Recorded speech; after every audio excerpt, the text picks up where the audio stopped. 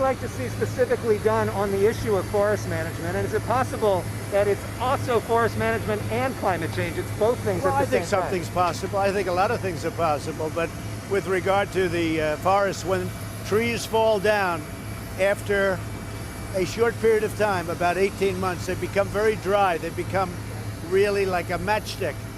And they get up, there's no more water pouring through. And they become very, very, they just explode. They can explode. Also, leaves. When you have years of leaves, dried leaves on the ground, it just sets it up. It's really a fuel for a fire. So they have to do something about it. They also have to do cuts. I mean, people don't like to do cuts, but they have to do cuts in between. So if you do have a fire and it gets away, you'll have a 50-yard cut in between, so it won't be able to catch to the other side. They don't do that.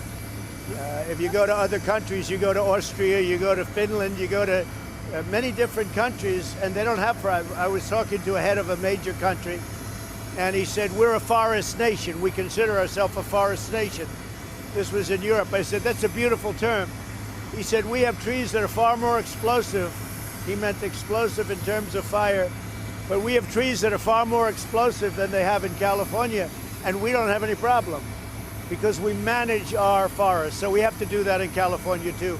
So I'll go do this, and we'll see you in a little while. Thank you. I'd be negligent, and this is not, and we've known each other too long, and as you suggest, the working relationship I value.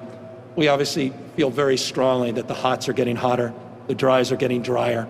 When we're having heat domes, the likes of which we've never seen in our history, the hottest August ever in the history of the state, the ferocity of these fires, the drought, 5+ years, losing 163 million trees to that drought.